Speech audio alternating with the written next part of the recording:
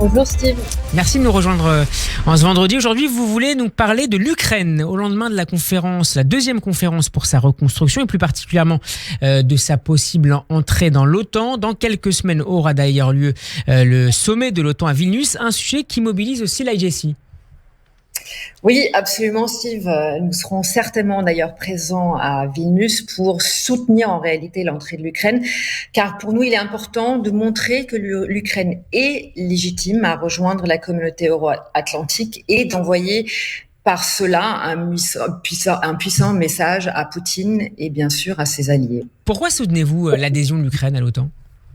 Écoutez, c'est pas la première fois que l'IJC se prononce en faveur de l'élargissement de l'OTAN. Nous avions plaidé en faveur de l'adhésion des pays de l'Europe centrale, ce qui avait joué un rôle crucial à l'époque afin de promouvoir la stabilité et la sécurité en Europe. Et nous croyons fermement que l'Ukraine devrait bénéficier de la même opportunité, car la solidarité de la communauté internationale envers l'Ukraine est en réalité dans l'intérêt de tous et cela renforcerait la capacité donc de l'Alliance à relever les défis sécuritaires dans la région et au-delà. Et je pense que si nous mettons pas en place les structures adéquates, la Russie, qui a déjà envahi l'Ukraine 2 fois au cours de la dernière décennie, pourrait bien reproduire ses actions une fois la guerre terminée. Et comment envisagez-vous ce processus d'adhésion de l'Ukraine à l'OTAN ?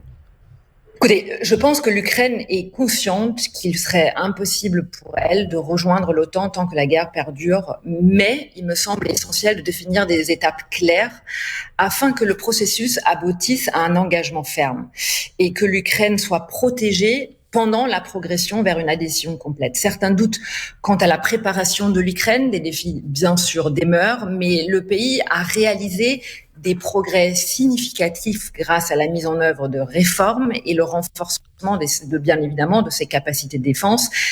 N'oublions pas qu'aujourd'hui, l'Ukraine est le pays le plus militarisé en Europe. Alors tout le monde... Donc les perspectives... Les perspectives de rejoindre l'OTAN ne pourraient qu'aider l'Ukraine donc à poursuivre ses avancées. Simone, tout le monde ne partage pas votre analyse et votre opinion sur la question. Que diriez-vous justement à ceux qui s'opposent à cette adhésion de l'Ukraine à l'OTAN ?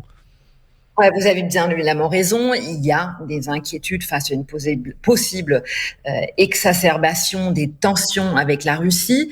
Mais l'histoire nous a plutôt appris que ce soit l'apaisement et l'union face à l'agression qui renforce les agresseurs.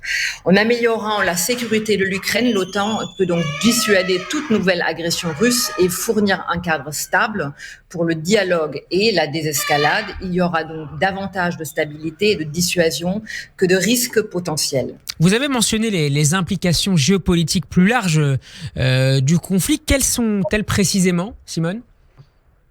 Écoutez, je l'ai déjà dit dans précédentes émissions, mais la lutte de l'Ukraine pour sa survie ne concerne effectivement pas seulement le peuple ukrainien. L'invasion russe représente un rejet de la démocratie même et de l'ordre international fondé sur des règles qui ont maintenu la stabilité pendant des décennies.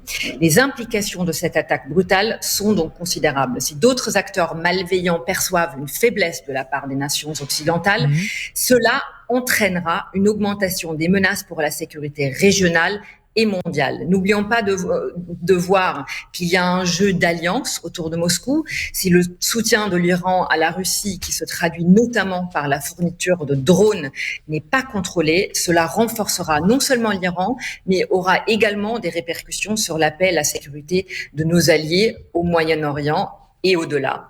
Il faut donc mener plusieurs batailles de front. L'IJC a, vous le savez, aussi appelé à avoir une attitude plus ferme face à l'Iran et plaide pour que l'Europe s'inscrive enfin les corps des gardiens de la révolution de l'Iran sur la liste des organisations terroristes de l'Union européenne.